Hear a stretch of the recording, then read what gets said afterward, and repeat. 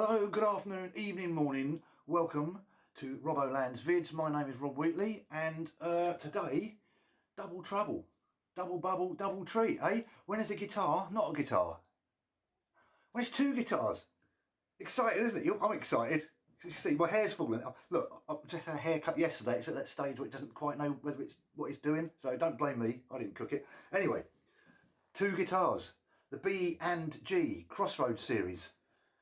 Little sister, non-cutaway P90, and stepsister, cutaway P90. They don't do a non-cutaway version, I don't know why I said that. But anyway, two wonderful guitars, courtesy of Muppets, isn't it? Two wonderful guitars, courtesy of B and G. If you don't know about B and G, they are a very, very small company. And before anyone gets political and gets funny about things, all right, I bought both these guitars second hand, all right. So if you've got politics and you don't know what to do with them, there's a hole right at the top of your legs.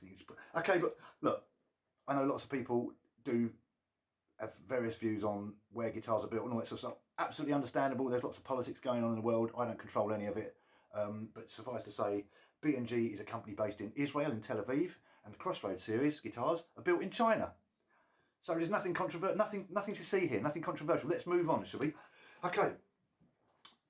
Very small scale guitars. These came to my attention a few years ago when they were released, and all the big YouTubers went to the NAMM show and they were looking at these guitars. And B&G do three series of guitars. They do the Crossroads series, which is built in China to very, very high exacting standards. They do the private build, which are hand built in their own facilities, shall we say, and then they do the custom series, which are like the private built, hand built, but with extra accoutrements. Plural of accoutrements. Price wise, Crossroads series is their budget range, and it's not really that budgety because they start at around $1,500, $1,500, pounds, euros, take your pick. The private collections start, I think, around 3,500, and the custom ones, I think, like 4,500, 5,000 upwards. So I bought both these second hand. I got this one first, which is a stepsister, and I paid $775 second hand for this, and this one is the little sister, and I paid about $9.50 for this. I like the stepsister so much that I chased one of these down and eventually found one. They're pretty difficult to find at the moment, especially the Crossroads series. I looked the other day and there aren't any online at all, second hand. So you know, and I didn't really want to make this video, A, because of all the political controversy, but also because I don't want you to know about it, and I want to buy more of them at a decent price. And they are sort of going up in price quite a bit, and rightly so, because they're damn fine guitars. How can I prove they're fine guitars? Well, because I bought this one and then I bought this one. Right, okay, good. So, let's talk about... I'm going to get so confused on this. Even though I bought that one first, I'm going to talk about this one first, because this is sort of where the concept of these started, I guess. This is the Crossroads series little sister from... I'll get the headstock in. B and G. There. And it's sort of, the concept of this guitar was, what if electric guitars were made in the 1920s and based on the popular guitars of the day, which, sorry, I've got my Tourette's is kicking in a bit today, and the more I try not to, the more it's freaking doing it. It's the devil on my shoulder. I apologise. Do not adjust your set. Anyway, and this is based on the concept of what if, I just said that an electric guitar in the 1920s was based on the popular guitar of the day, which would have been a parlour guitar. Hence, non-cutaway, slotted headstock, and for the eagle-eyed amongst you might notice, even though more traditional parlour guitars have the body join at the 12th fret, this one, the body joins at the 14th fret, which is pretty unusual for an electric guitar, especially one without a cutaway, which means access to all the diddly bits up here is pretty restricted. Do I care? No, I don't, because this one, the body joins at the 16th fret, and you've got a cutaway sign, diddly like that. So best of both worlds, isn't it? You know, and it's got a normal headstock, whereas I think slotted headstocks are the work of the devil, even though I bought that one. Right, so that's sort of the concept. If you don't know what a parlour guitar is, I don't really know what you're doing here. This is a guitar channel, sort of. This is a parlour, this is, here. There's a parlour guitar, all right, small-bodied acoustic guitar. This one is the PRS P20E, and this one Doesn't have a slotted headstock because it's not the work of the devil, but it does have the body that joins at the 14th fret, which to traditional parlour guitar enthusiasts is also the work of the devil, but who knows. Anyway, so if you look at them there, you can see they're quite a similar sort of, yeah, get the idea of it? Get the idea? See where we're going with this? Excellent. Good. I'll do these in the order that I bought them now, and then I'll tell you the difference. Oh, it's so confusing. I'm so excited. These are damn good guitars. Right. Oh God, what's that doing there? Excellent. Stay. I'll put that there. Stay. Right. This has pretty much the best neck on any electric guitar I've ever played. It's absolutely flipping gorgeous. I say this one because the neck on that one is slightly chunkier on the little sister, a little bit chunkier, but still really, really nice. It has what they say is a soft V. Let's face it, who doesn't like a soft V once in a while? Ladies. So yeah, soft V on the neck. And for a sort of budgety guitar, there's some quite decent specs on this. Ebony fingerboard. This has got P90 pickups, so has the other one. That's sort of the rabbit hole that I went down that led me to these guitars. Someone was locally selling a PRS SE, I think they call it a Soap Bar 1, single P90 pickup guitar, and I thought, oh, I haven't got a guitar with P90s, and everyone says they're wonderful pickups. And so I looked at that, didn't want it, looked at more PRS Soap Bar guitars, P90 guitars, and thought, what other companies make P90 guitars? And it's quite limited, you know. You've got your Fender, is it Jaguar and Mutang? No, not the Mutangs. The Jaguars and Jazzmasters. One of those has got P90s, haven't they? Gretsch do some. I think Gibson. But there's not millions out there when you start looking. And throughout my search, I suddenly discovered this, and I went, oh, love at first sight. And thought about it for a little bit and bid on it and won it, and absolutely flipping love it. So, what is it?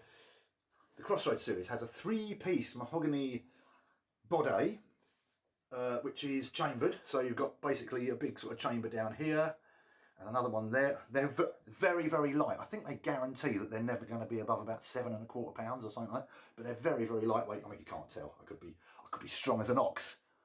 I smell like one, but that's, you know, that's a different story. So they're incredible. I don't know, I keep doing it. They're incredibly light. I don't know if it's good. I only need to do it once, didn't I? I just need to tell you, I don't need... Anyway, incredibly light. Mahogany body, maple cap, and look, if you can see in that F-hole there, I don't know if you can see how thick that lump of maple is in there. It's that thick, all right? So it's about in inches, 1/3 of an inch, or 1/2 centimetre, or there. It's that thick, all right? It's bloody thick, all right? Custom built bridge, this tailpiece, which is designed to apparently give the guitar some natural reverb sort of thing, to enhance the sound and make it sound more airy and lovely. Not Aryan, I mean airy and lovely. 3-way switch, and single volume, single tone, no push-pull, nothing. You can't split them because they're P90s, isn't it? What happens if you split a P90? You get a P45, which in the UK is the piece of paper they give you when you lose your job, which I'm currently waiting for one from my boss after being sacked from my job the other day for having the temerity to complain about the fact that my wages are never correct, and used the F word in a message which wasn't directed at him. It was to him, but wasn't abusive. It was just, I'm effing sick of this effing situation, which I'd said to him in so many words to his face a few weeks ago, and he lost it, and I'm now sacked, so I have no dishes to wash for a little while. Do I care? No, I'm a man of leisure. I have all these lovely guitars to play. Anyway, now, for a custom shop guitar, one of the features about these guitars is it's a single piece mahogany neck. Single piece meaning all that whole neck, the whole thing and the headstock is carved out of one lump of mahogany. So you imagine they've got a lump of mahogany this thick. Normally on guitars what they do is often they attach the neck there with a scarf joint in order to save wood, if you can see, and they'd only need a bit of wood that thick then, but single piece mahogany neck, nice feature. Does it make a difference? I don't know, I don't build guitars, I just buy them off the internet when I've had too much to drink. Lovely, lovely, lovely tuners, which work, vintage style tuners, so they're all open back, so all your goo and your finger muck and all your smoke and salad, if you're eating I don't know, if you're eating a salad, you drop some cucumber, that'll get stuck in there, no one cares. and lovely binding. I mean, in all seriousness, this guitar, the fit and the finish is absolutely amazing on it. The setup is fantastic. And if you look at, you see this little silver thing on top of the pickup there, these two screws. If you undo those two little screws, there's a little wheel in there, and that's how you adjust the truss rod. Really, really lovely. Shove something in there and go, like that's done.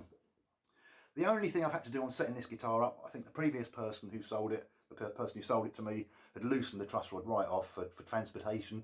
And so I just give it a bit of a, let it settle, did it again a couple of days later, and I've not had to touch it since. I've not had to touch the other one either. What else can I tell you? It's just such a lovely guitar. The neck is just sublime. It sort of melts in your hand. Well, not melt it, but it feels, you don't notice it. Sometimes when you're holding a neck and it's like a D section or a C section or a chunky neck, you're quite aware of it being there and quite aware of the shape. This, it's not. It's like someone's cut your arm off and they're using their own arm to play the left on the guitar, which is not obviously not an ideal situation, but you know, could be worse, couldn't it? Cut both your arms off and come around the house and steal all your guitars. So be thankful for what you got. They also come with a really, really lovely case. This thing here, well, obviously they have one each, they don't both come in the same case. Embroidered with the B&G logo, and it's a solid soft case, rigid soft case. I think what's inside it? Material and stuff. Yeah, really, really good case. I travelled with this at the weekend, and you know, no harm came to my guitar. Got all the normal stuff, pocket, shoulder straps, all the bizzo. What a lovely guitar. So, that is the stepsister, Crossroads stepsister, P90, right? Let's have a look at this. No, yeah, stepsister. I'm so confused. This is the little sister. As I say, oh God, this is a bit heavier. It's a bit thicker this way. Still a very light guitar, but in comparison to that one, it's a little bit heavier. The neck feels a little bit chunkier. You've got the slotted headstock. What's the point of that? Because it gives a steeper break angle on the strings, and apparently that gives it more sustain. Because the neck joins the body at the 14th fret, it means the pickups are moved effectively further along this way, or is it that way? I can't remember, but it means one of these is slightly more twangy than the other. Can you hear it when it's plugged in? I don't know what you can hear. You might be deaf. You might be doing this in sign language. You might be all that. God, my Tourette's are going to cause a problem, aren't they? The other difference is, what have we got? The other difference is, oh, this is all the all this business is gold plated. On the other one, it's nickel plated. So gold plated pickups, gold plated bridge, gold plated little sister thing. And if you see, look, it's got the name on it as well. I mean, it's really, really gorgeous things. And the other one says stepsister on it, obviously. And again, look at the way they've, you know, nice bit of brass on the back, sunk in for that. And even the jack socket is lovely and frilly for no reason at all on their budget range.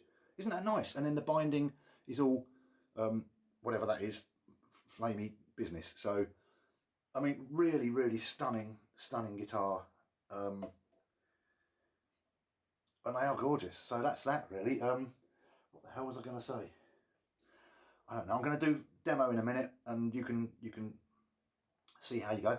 I'm recording the guitar bit. I'm going to record in different ways. I've got the guitar going into the Boss ME80, which I'm just going to use a bit of delay and a bit of overdrive.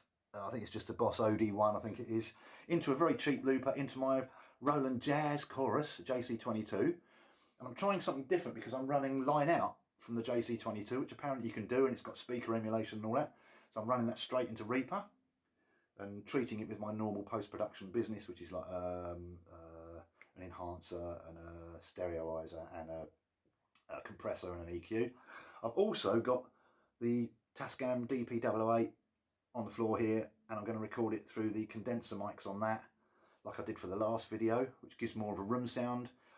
I don't know which one of the things I'm going to use yet, which I might use all of them, I might use one or the other. If you're really that interested, ask me in the comments, and by that time I would have worked out what you're listening to.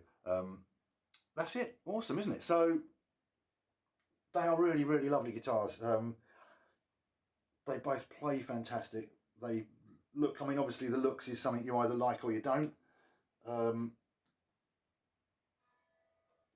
they're just such nice guitars. They've got so much going on. Better stop for a second. This is not just a guitar review, it's also a wine review. Hold on a second.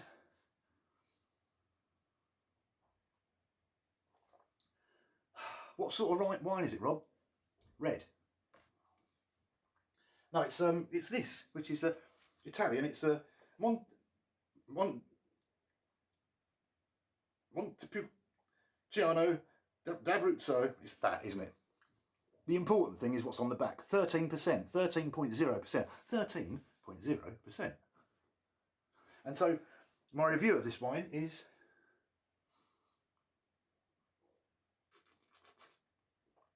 nom nom nom nom nom. Which is all you need to know, isn't it? Good. So let's have some tunes. I'm just going to play the guitars back to back. Just mess them out, and so you can. I'll do bridge pickup, middle pickup, rear. Just so you can hear if there's any real difference. And it's just going to be through the camera initially, I think. And then what I'll do is I'll do a loopy jam. So let's just have a listen to this one. And I'll just show you what this can do with a bit of thingy. This is just completely clean. Fantastic.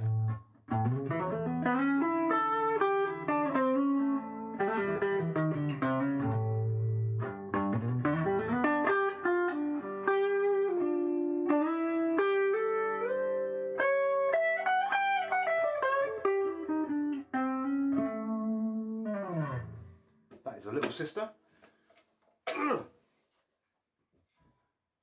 Yes, it is. This is a step sister. We'll do exactly the same thing on this. Find that.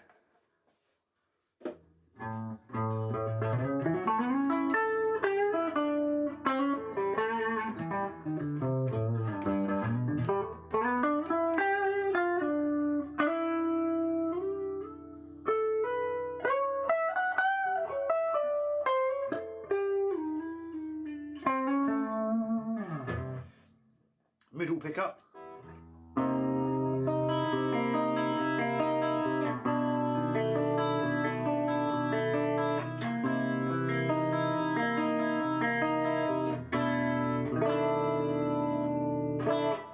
So nice.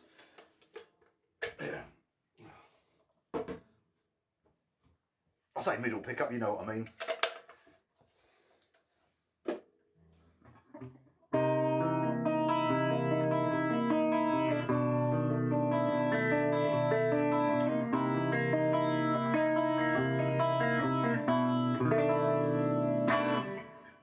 And back bottoms.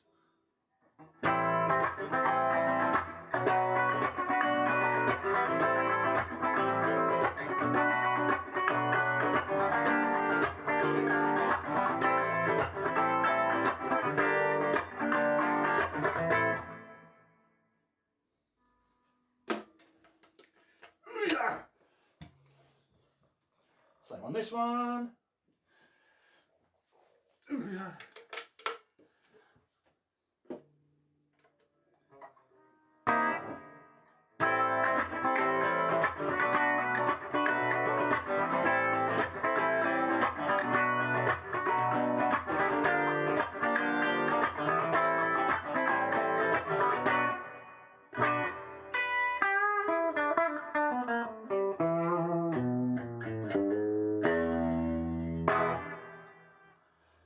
So just from that, I don't know if you can hear it with all that, but I think this one definitely sounds a bit brighter, a bit more twanging, a bit brighter.